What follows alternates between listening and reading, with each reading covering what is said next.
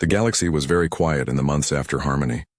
News of what the humans had done spread faster than light-speed communications. Every species, from the most advanced civilizations to the smallest colonies, heard the story of how Earth's children had destroyed the mighty Kthvar hegemony in just 3 days. But it wasn't just the speed of the victory that shocked everyone. It was how complete it had been. The Kthvar hadn't just been defeated. They had been systematically dismantled as a military power and then helped. Dr. Keleth had expected the humans to exact terrible revenge on their enemies. Instead, he watched human ships arrive at former Kthvar worlds carrying medicine, food, and construction equipment. The same species that had just demonstrated the most advanced military technology in galactic history was now teaching their former enemies how to grow crops and build hospitals. Elena Vasquez had returned to her position as Earth's ambassador. She sat in the same chair in the Galactic Council chambers wearing the same simple blue uniform. But everyone looked at her differently now.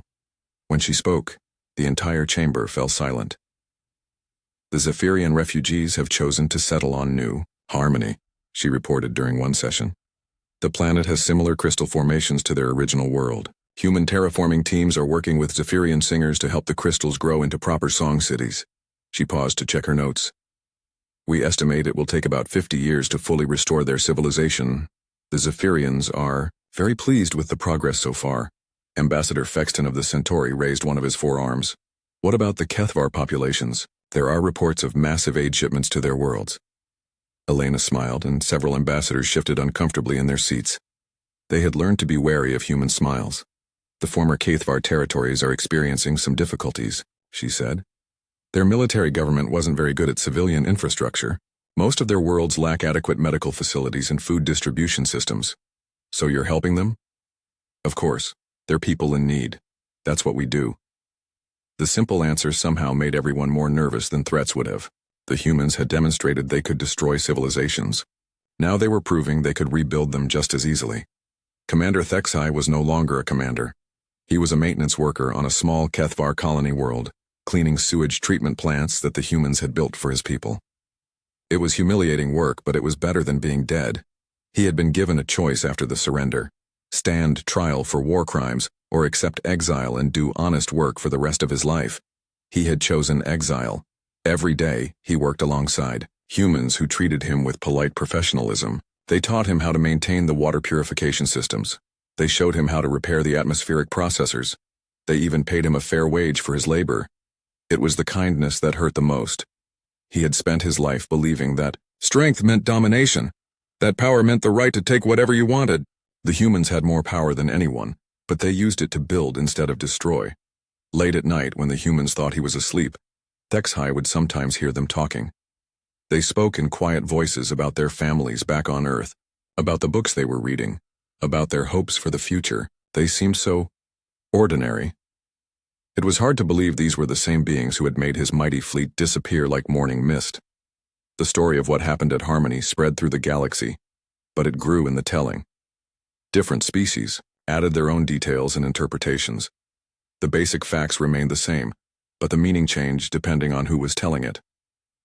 On the rim worlds, smugglers and pirates whispered about the day the humans revealed their true nature.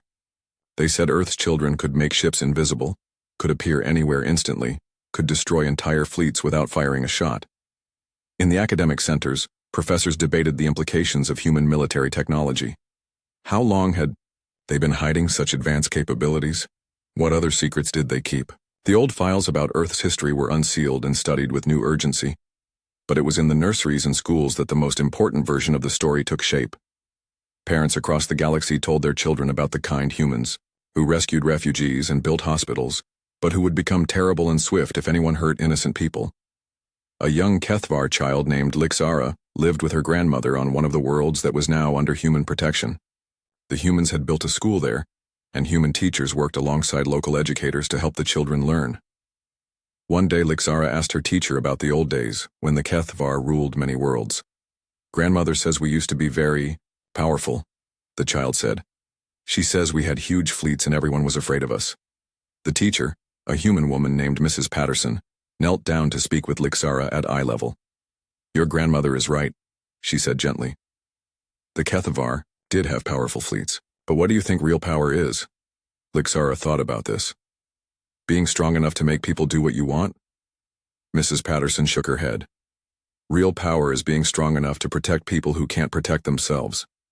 It's being smart enough to solve problems without fighting. It's being brave enough to help others even when it's difficult. The child looked around at the classroom with its mix of Kthvar and human children learning together. Is that why the humans came here? To protect us? That's why we go anywhere, sweetie. That's what we do. That night, Lixara asked her grandmother about the war. The old woman's face grew sad and frightened. We thought we were the strongest, her grandmother whispered. We thought strength meant hurting others. Then the humans showed us what real strength looks like. She pointed out the window at the lights of the human colony ship in the sky. Remember this, little one. The most dangerous beings in the galaxy are the ones who choose to be gentle. The humans spent 50 years showing us their kindness. Pray that we never give them reason to show us anything else. The story became a myth, told in 1,000 different languages on 1,000 different worlds. Each species added their own details, but the core truth remained the same. Humans were not what they seemed. Behind their gentle smiles and patient diplomacy lay something that had evolved on the most dangerous world in known space. They were predators who had learned to be gardeners, killers who had chosen to be healers. But they remembered what they were. And if you pushed them far enough, if you hurt their friends or threatened the innocent, they would remind you why their planet was classified as a death world. In the deep archives of every major government, new files were created. The humans were reclassified from diplomatic species to something that made intelligence analysts wake up in cold sweats. Apex predator, handle with extreme caution, do not provoke under any circumstances. The files included detailed analysis of the Battle of Harmony, but the conclusions were always the same. Human military capabilities were unknown but clearly far beyond anything previously demonstrated. Their technology appeared to be decades ahead of galactic standards. Most importantly, they had been hiding these capabilities for 50 years while pretending to be peaceful. The question that kept military leaders awake at night was simple. What else were the humans hiding? Elena Vasquez knew the answer, but she never spoke of it. She returned to her work as a diplomat, negotiating trade agreements and mediating disputes with the same patient smile she had always used. She helped rebuild worlds damaged by war and organized relief efforts for natural disasters. But sometimes, late at night in her quarters on the council station, she would receive messages from Earth, updates from the deep facilities that were once again going dormant. Reports on new technologies being developed just in case they were needed, casualty estimates for various theoretical conflicts. The humans had not stopped being apex predators. They had simply remembered why they chose to be something else. And across the galaxy, in the bedtime stories told to children and the cautionary tales shared by elders, everyone remembered the most important lesson. The Geneva Conventions weren't written to protect humanity from its enemies. They were written to protect humanity's enemies from humanity. The humans had shown the galaxy their mercy for 50 years. The wise species would make sure they never had to see anything else. The Kthvar were feeling very pleased with themselves. Commander HFY stood on the bridge of his flagship, watching the final destruction of Harmony's last crystal city. In just 2 months, his forces had completely eliminated the Zephyrian civilization. Not a single song garden remained intact. The planet that had once been the most beautiful world in the galaxy was now a smoking ruin. Better yet, no one had tried to stop them. The Galactic Council had issued its usual protests and sanctions, but no military force had come to help the Zephyrians. Even the humans, who claimed to be such great friends of the Crystal People, had done nothing. "Sir," his communications officer reported, "we're receiving surrender offers from 17 more worlds. They're requesting immediate protection under the hegemony." HFY's mechanical voice made a sound that might have been laughter. Excellent. Fear is a much more efficient teacher than diplomacy. He was planning which world to make an example of next when his sensor operator spoke up. "Commander, we have ships approaching the system." "More surrender delegations?" "No, sir. These are human ships." HFY turned to look at the main display. A small group of vessels had just dropped out of hyperspace at the edge of the system. Maybe 20 ships total. They looked like the standard human designs he had seen before, nothing impressive. "Finally," he said, "I was wondering when the Deathworlders would show up to beg for their friends' lives." But something was wrong. His sensor operator was staring at his instruments with confusion. "Sir, I'm getting strange readings from those ships. They're not responding to our hails, and their power signatures are Unusual.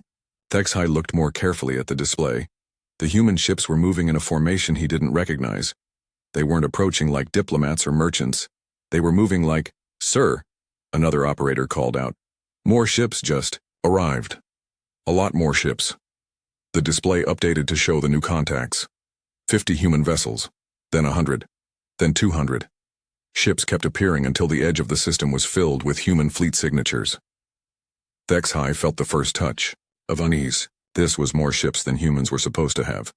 According to intelligence reports, their entire fleet consisted of maybe 100 vessels, mostly converted civilian craft. "Get me a weapons count on those ships," he ordered. The sensor operator worked for several minutes, then looked up with a pale face. "Sir, I can't identify most of their weapon systems. The technology doesn't match anything in our databases." "That's impossible. We have detailed intelligence on human military capabilities." "Yes, sir. But these ships, they're not in any of our files. It's like they were built from completely different plans." Kthvar studied the tactical display. 300 human ships were now arranged in formations that looked almost artistic in their precision. They moved as if controlled by a single mind, each vessel perfectly coordinated with all the others. "Open a communication channel," he ordered. "Let's see what the humans want." The main screen flickered, then showed the bridge of a human ship. A woman in a dark blue uniform looked back at him. Her hair was black with gray streaks, and her eyes were the coldest things Kthvar had ever seen.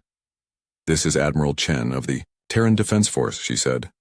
Her voice was completely calm, as if she were discussing the weather. "You are Commander Kthvar of the Kthvar hegemony." "I am. And you are trespassing in hegemony space. Withdraw immediately or face the consequences." Admiral Chen didn't respond to the threat. She looked around at something off camera, then back at Kthvar. "We have a message for you from the Zephyrian people. The Zephyrians are extinct. We made sure of that." "No," Admiral Chen said quietly. "They're not. We evacuated the survivors 3 days ago, while your forces were busy destroying empty cities." Kthvar felt his stomach drop. His forces had been systematically destroying every population center on Harmony. They had been tracking life signs and eliminating them. How could the humans have rescued anyone? "You're lying." Admiral Chen touched something on her command panel. The screen split to show another image. It was the inside of a human ship, filled with crystal beings. Zephyrians. Thousands of them, including children and elders. They were alive and singing softly together. "We've been watching you for 2 months," Admiral Chen continued. "Every atrocity, every destroyed city, every murdered civilian, we recorded all of it." "So what? The galaxy already knows what we did here."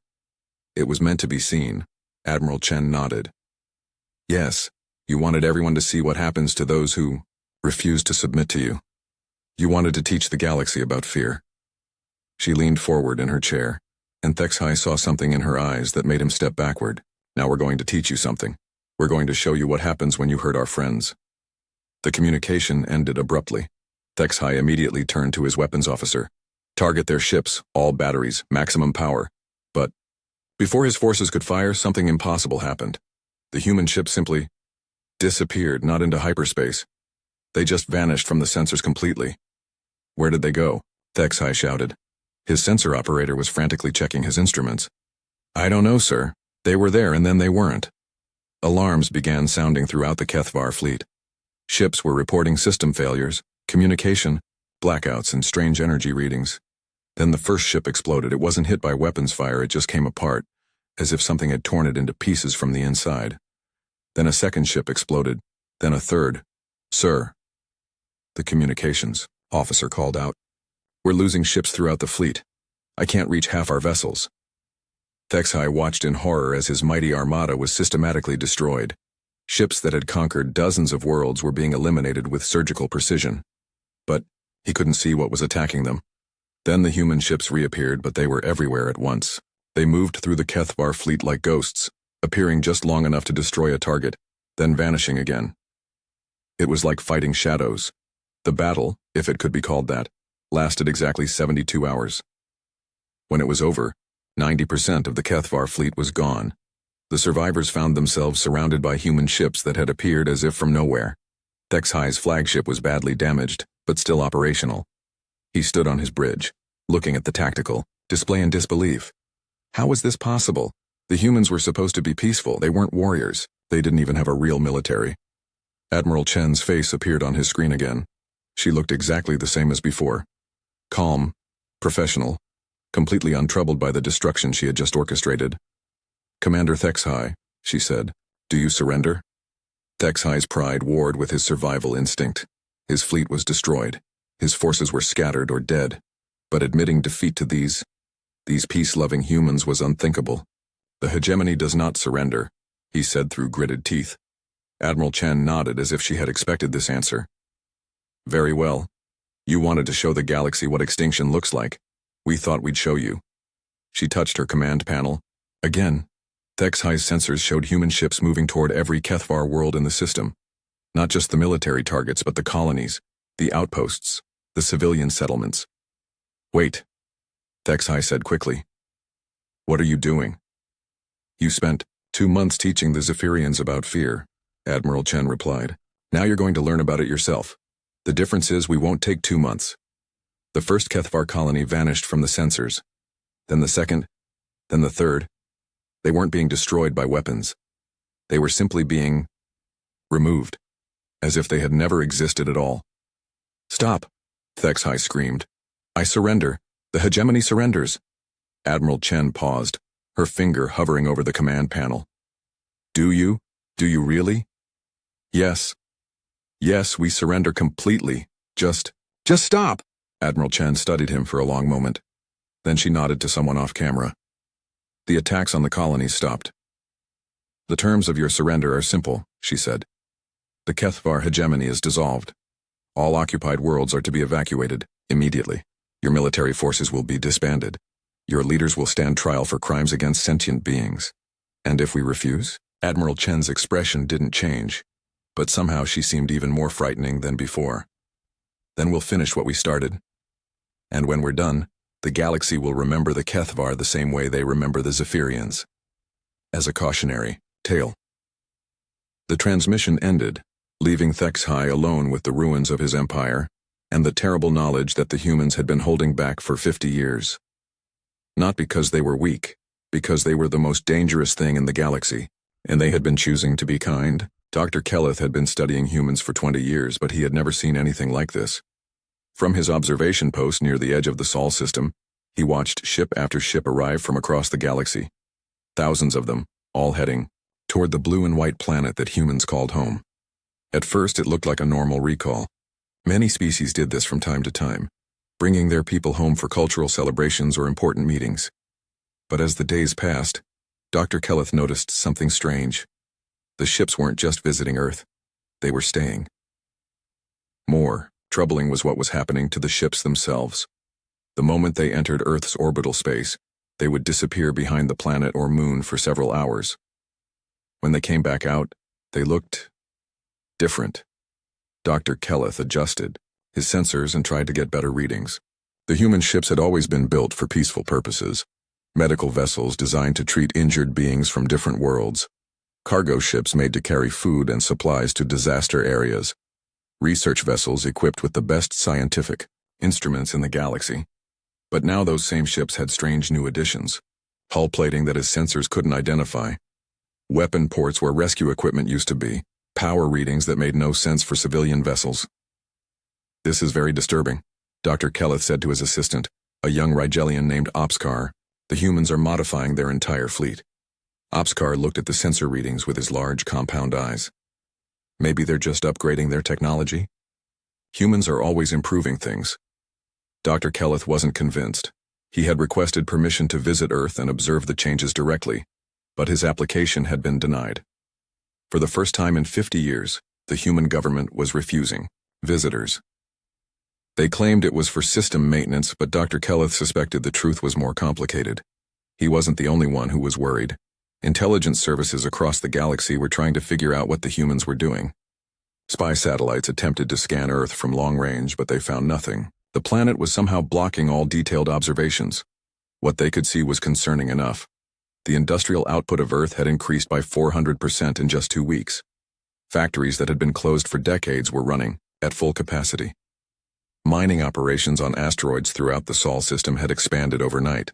Most disturbing of all were the facilities that were coming online. Deep under Earth's surface, installations that had been dormant since humans joined the galactic community were powering up. These weren't civilian factories. They were something else entirely.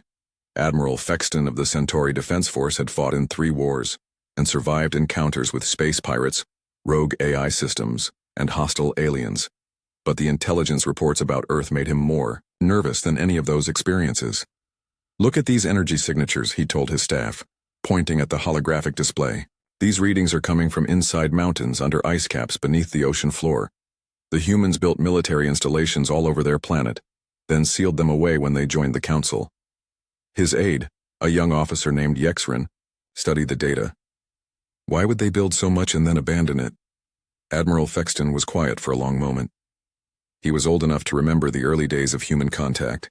He had read the classified files about Earth's history before first contact. "They didn't abandon it," he said finally. "They just stopped using it. There's a difference." The reports kept coming in.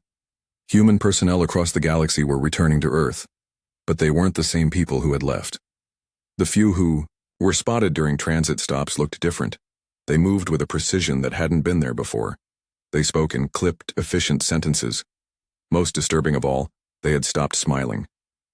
Elena Vasquez had been recalled to Earth, along with all other diplomatic personnel. The new human representative to the Galactic Council was a man named Colonel Harrison. He was tall and thin, with gray hair cut very short. When he spoke, his voice was calm and professional, but there was something underneath it that made other species uncomfortable. The first time Colonel Harrison addressed the Council, the chamber was unusually quiet. Everyone wanted to know what the humans were planning. "The Terran government extends its gratitude to the Council for 50 years of peaceful cooperation," Harrison said. "However, recent events have required us to reassess our approach to galactic affairs." The Altarian ambassador floated forward in his tank. "Colonel Harrison, many species are concerned about the military buildup in your system. Can you explain what Earth is preparing for?" Harrison's expression didn't change. "We are taking necessary precautions to protect our interests and those of our allies." "Are you planning military action against the Kthvar?" "We are considering all options." The room erupted in worried conversations. Several ambassadors tried to ask more questions, but Harrison provided no additional information. He simply repeated that Earth was evaluating the situation and would respond appropriately. After the session, many ambassadors tried to approach Harrison privately. They wanted to understand what the humans were planning. But he was polite, professional, and completely unhelpful. He answered every question with diplomatic language that said nothing at all. Meanwhile, the situation on Harmony was getting worse. The Kthvar had moved beyond simple conquest to complete cultural destruction. They were broadcasting their activities across the galaxy, wanting every species to see what happened to those who refused to submit. The beautiful crystal cities were being torn apart piece by piece. Ancient song libraries that contained 10,000 years of Zephyrian culture were being destroyed for entertainment. The few Zephyrians who survived were being used as forced labor in mining operations. Commander Thexhai appeared in regular broadcasts, describing the cleansing of Harmony and threatening other worlds with the same fate. He seemed particularly pleased that the humans had done nothing to help their former allies. "See how the great Deathworlders cower before real strength," he said during one broadcast. "They talk of peace and cooperation, but when tested they retreat to their little planet and hide." Dr. Kthvar watched these broadcasts with growing horror. He had studied human behavior for 2 decades. He knew they valued loyalty above almost everything else. The fact that they were allowing their friends to be destroyed made no sense, unless they were planning something else. On the 40th day after the recall began, Dr. Kthvar's sensors detected something new. A massive fleet was forming near Earth. Not the modified civilian ships he had been tracking, but vessels of completely new design. They were larger than anything in the human fleet, with configurations he had never seen before. "Where did those ships come from?" Obskar asked, staring at the readings. Dr. Kthvar checked and rechecked his data. According to his instruments, these ships hadn't been built. They had just appeared. Then he remembered something from his early research. Humans had a saying about their military capabilities. "We don't have a hidden arsenal. We have a hidden capacity to build one." Now he understood what they meant. The new ships were unlike anything in the galactic fleet databases. They were built for one purpose: And it wasn't exploration or trade. These were warships, designed with technology that seemed impossibly advanced. As Dr. Kthvar watched, the human fleet began moving toward the edge of the Sol system. 300 ships all heading in the same direction, all heading toward the Harmony system. He immediately sent word to every intelligence service in the galaxy. The humans were coming. After 50 years of peace, the Deathworlders were going to war. But as Dr. Kthvar filed his report, he realized something that chilled him to his core. The humans hadn't been preparing for war for the past 40 days. They had been preparing for war for the past 50 years. They had just been very, very good at hiding it. The planet Harmony was the most beautiful world in the galaxy. Everyone who saw it said so, even species that could barely understand what beauty meant. The Zephyrians had spent 10,000 years growing their cities from living crystal. These crystals sang in the solar wind, creating music that could be heard across entire continents. The Zephyrian people looked like walking gemstones. Their bodies were made of crystal that shifted through every color imaginable. When they spoke, their voices created harmonies that could make plants grow faster or heal wounds. Their entire culture was built around creation and preservation. They had never made a weapon in their history. Ambassador Lissa Antha represented her people in the Galactic Council. Her crystal body rang like silver bells when she walked. She had been trying to learn human music lately, fascinated by the way humans could create such complex emotions with simple instruments. Elena had become friends with her over the years. They often had tea together and discussed the differences between their species. Lysantha found it amazing that humans, who came from such a violent world, could be so gentle. Elena found it wonderful that the Zephyrians had built such beauty, without ever knowing war. The Kthvar fleet arrived at Harmony 3 weeks after Elena's refusal to help them. 200 warships dropped out of hyperspace around the crystal world. The sight of them made the planet Song cities fall silent for the first time in centuries. Commander Kthvar broadcast his message to the entire galaxy. His mechanical voice carried to every world that had receivers capable of picking up the transmission. People of the galaxy, he said. The hegemony offers protection and order to all worlds. Those who accept our guidance will prosper. Those who refuse will serve as examples. The message continued with specific demands. Every independent world had one standard month to declare their allegiance to the Kthvar hegemony. They would surrender their military forces and accept Kthvar governors. In exchange, they would receive protection and trade benefits. To show that we are serious, Kthvar continued, we will demonstrate the cost of refusal. The Zephyrians have 36 hours to surrender. If they do not, their world will become a lesson that every species will remember. Elena watched the broadcast from her office on the council station. Her hands clenched into fists as she listened to Kthvar's threats. The Zephyrians couldn't fight back even if they wanted to. They literally didn't know how. She immediately called an emergency session of the council. Representatives from across the galaxy gathered in the Great Hall, their faces showing fear and anger. Many species had received similar ultimatums. The Kthvar were not just threatening one world. They were demanding the surrender of everyone who wasn't already under their control. The debate lasted for hours. Some representatives wanted to send military forces to help Harmony. Others argued for economic sanctions against the Kthvar. A few suggested offering to mediate between the two sides. Elena stood up to speak when her turn came. The council must act, she said. We cannot let the Kthvar destroy an entire civilization just to make a point. But the votes were not there. Too many species were afraid of becoming the next target. Others worried that military action would only make things worse. The council agreed to impose sanctions and file formal protests, but nothing that would actually stop the attack. Elena felt sick as the session ended. She immediately sent messages to Earth, requesting permission to act on her own authority. The response came back quickly. Earth's government was mobilizing what forces they could, but it would take weeks to reach Harmony. The Zephyrians didn't have weeks. The attack began exactly 36 hours after the ultimatum. Elena watched it happen through the council's long-range sensors. The Kthvar didn't just bombard the planet from orbit. They landed ground forces and began a systematic campaign of destruction. But they weren't just killing Zephyrians. They were destroying everything the Crystal People had built over millennia. Ancient song gardens that had taken centuries to grow were shattered with sonic weapons. Libraries containing the musical history of the species were reduced to rubble. The Kthvar wanted to erase the Zephyrians completely, not just defeat them. Worse, they were broadcasting it all across the galaxy. Every species could watch in real time as the beautiful crystal cities were torn apart. Children were separated from their parents. Elders who remembered songs from before the space age were tortured for information about hidden resources. Elena tried not to watch, but she couldn't look away. She kept hoping the council would change its mind, that someone would decide to act. But the broadcasts continued, and no help came. On the third day of the attack, Elena received a personal message. It was from Lysantha, transmitted from somewhere deep inside Harmony's capital city. Her crystal body was cracked in several places, and her usual musical voice was reduced to painful whispers. "Elena," she said, "my friend, they have taken the song heart, the central crystal that holds all our music. They are breaking it piece by piece, erasing our culture note by note." Lysantha coughed, and silver fluid leaked from the cracks in her body. "I wanted to thank you for trying to help us.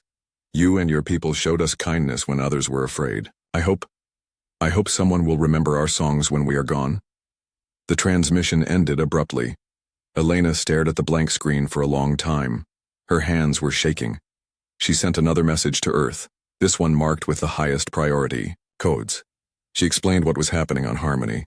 She described the systematic destruction of the Zephyrian culture. She requested immediate authorization to act under the old emergency protocols.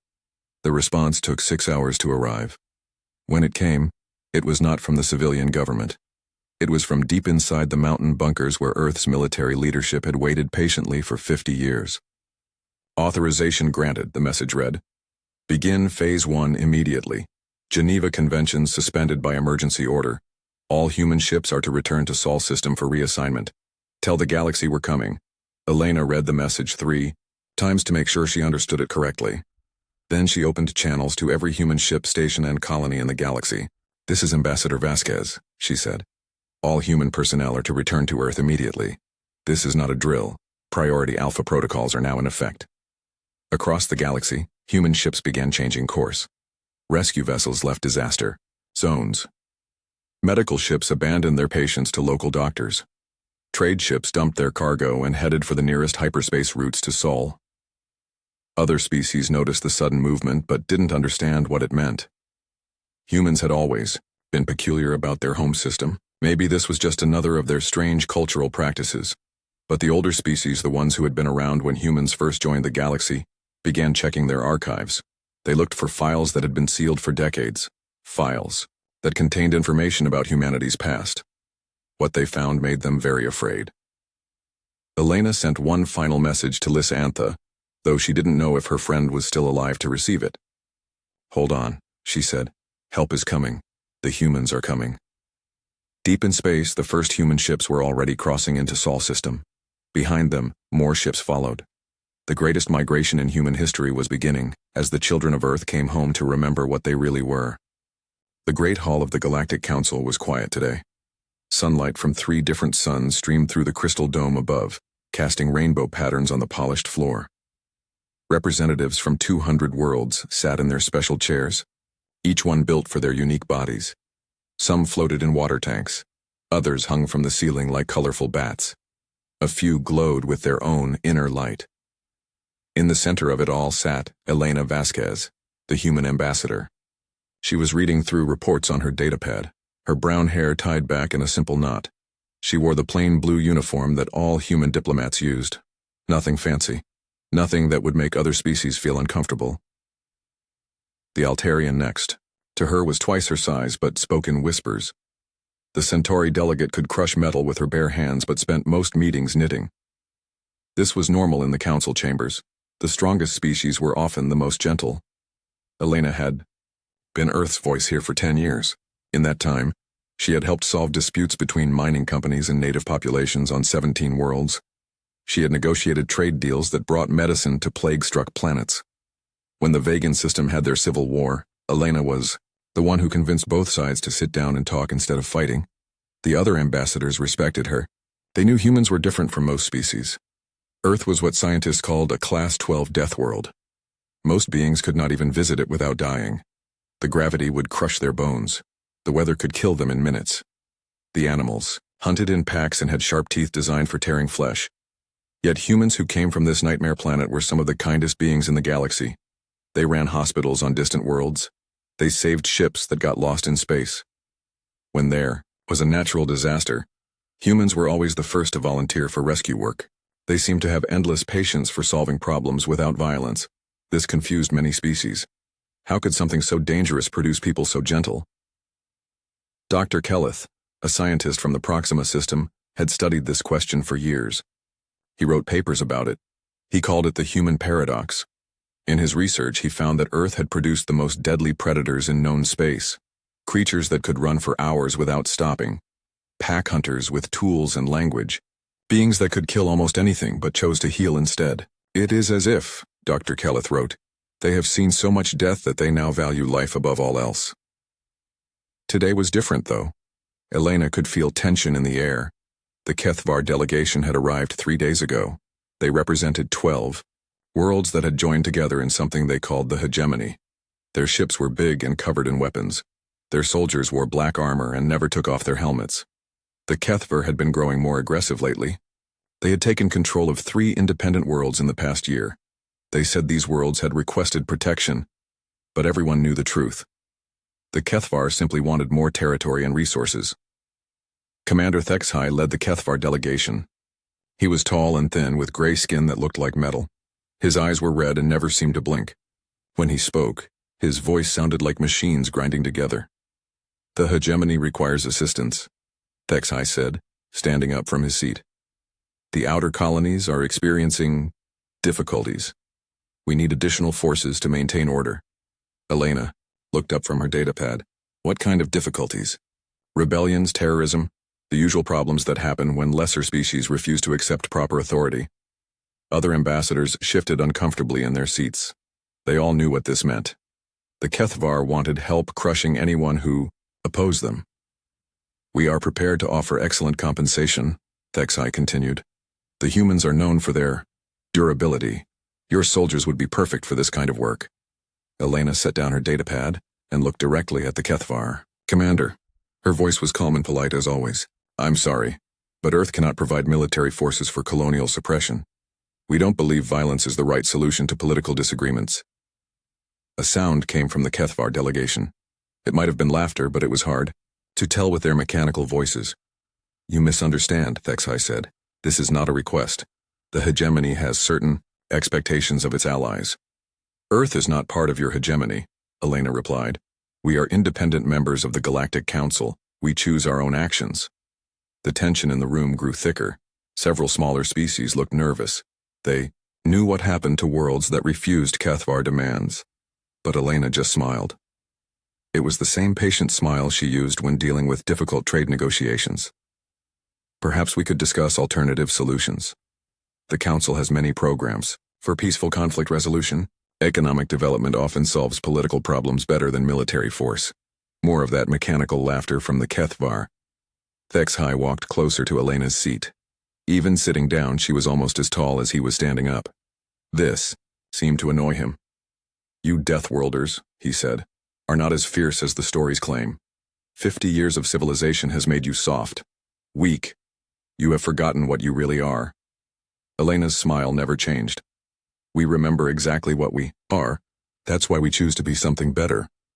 HFY stared at her for a long moment. His red eyes seemed to be studying her, looking for signs of fear or anger.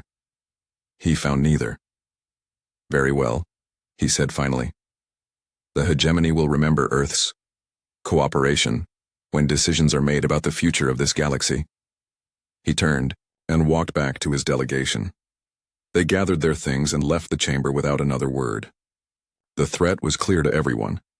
After they were gone, the Altarian ambassador floated over to Elena. You should be careful, he whispered. The Kthvar do not accept rejection well. Elena nodded. We know. But we won't help them hurt innocent people. That's not who we are. Other ambassadors came over to offer their support. They admired Elena's courage, but they also worried. Earth was far from the galactic center. If the Kthvar decided to make an example of humanity, help might arrive too late. Elena thanked them all and gathered her things. She had reports to write and messages to send back to Earth. The leadership needed to know about this conversation. As she walked through the corridors of the council building, she passed windows that showed the great city beyond. Ships from 100 worlds flew between towers that reached toward the clouds. Markets sold goods from across the galaxy. Children from different species played together in the parks. This was what the Galactic Council had built over hundreds of years. Peace through cooperation, prosperity through trade, understanding through communication. It was fragile and precious, like all beautiful things. Elena thought about her home planet, so far away. Earth with its blue oceans and white clouds. Cities, full of humans who had chosen to be healers instead of killers. Children who learned about art and science instead of war. She thought about what Commander HFY had said, that humans had forgotten what they really were, that civilization had made them weak. Elena smiled again, but this time there was something different about it, something that might have worried Commander HFY if he had seen it. Humans remembered exactly what they were. They remembered very well indeed. The question was whether the galaxy was ready to remember along with them.